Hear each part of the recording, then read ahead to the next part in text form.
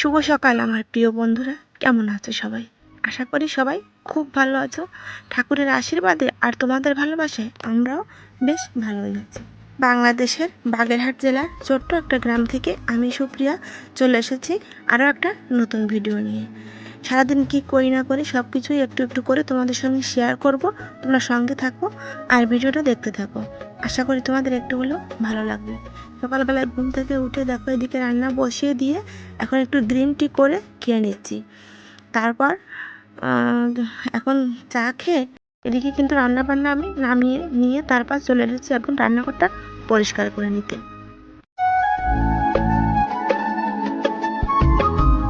আমার মতো আরও অনেক ঘরের বউদের মনের কথা চলো তোমাদের সঙ্গে একটু শেয়ার করি। ভালো লাগলে অবশ্যই কিন্তু কমেন্টে জানিও। আমি চোখে জল রেখেও হাসতে পারি, তাই তো আমি সবার কাছে সুখী।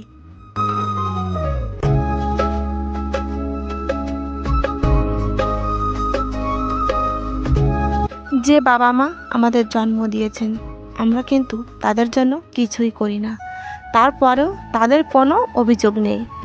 আর যে বাবা মা আমাদের জন্ম দেয়নি তাদের জন্য আমরা সব কিছুই করি, তাদেরকেই মা বাবা বলেই ডাকি, কিন্তু তাদের অভিযোগের কোনো শেষ নেই।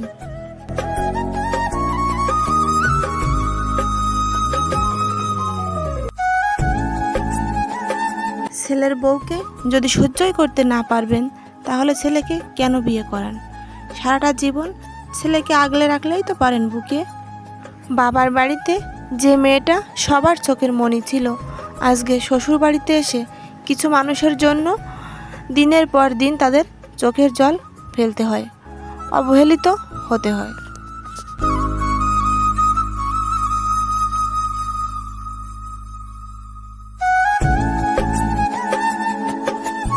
বন্ধুরা, নতুন বউকে বাড়ি নিয়ে এসে শাশুড়ি মায়েদের একটাই ডায়লগ থাকে, সেটা হলো আজ থেকে সব দায়িত্ব তোমার। কিন্তু দুদিন পর বোঝা যায় তারা শুধু কাজের দায়িত্বটাই ছেড়ে দেয়।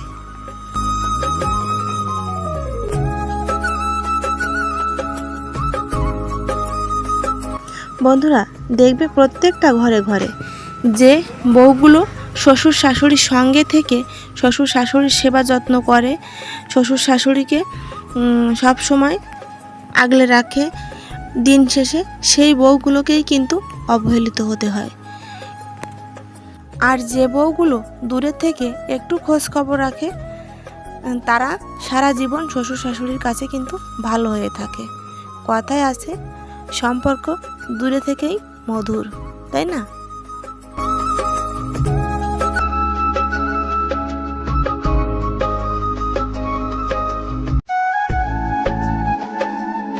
বন্ধুরা, শ্বশুরবাড়ির ঘড়ি হয়তো 2 ঘন্টা আগেই চলে।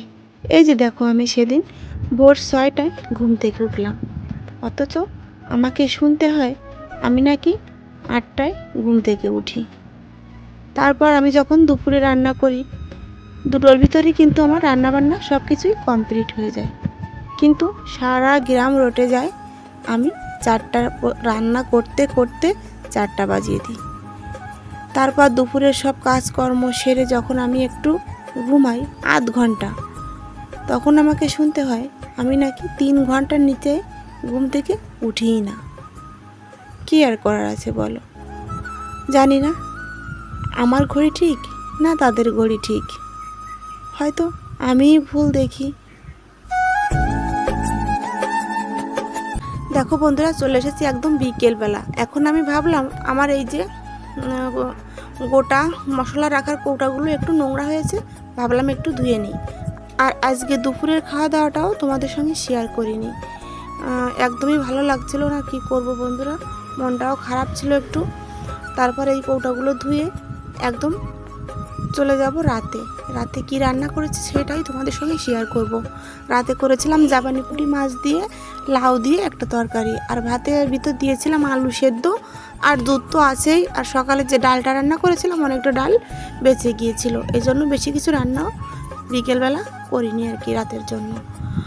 আর এই যে দেখো সব কৌটাগুলো কিন্তু আমি ধুয়ে নিয়েছি, আর মশলাটা না বের করে রেখে এসেছিলাম, ভেবেছিলাম কৌটোগুলো খুলে তারপর ভিতরটাও ধুয়ে নেব।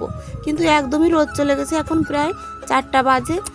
একটু মেঘলা মেঘলা ওয়েদার ছিল, এই জন্য রোদটাও ছিল না, তাই আর কৌটাগুলো আমি খুলে ধুলাম না।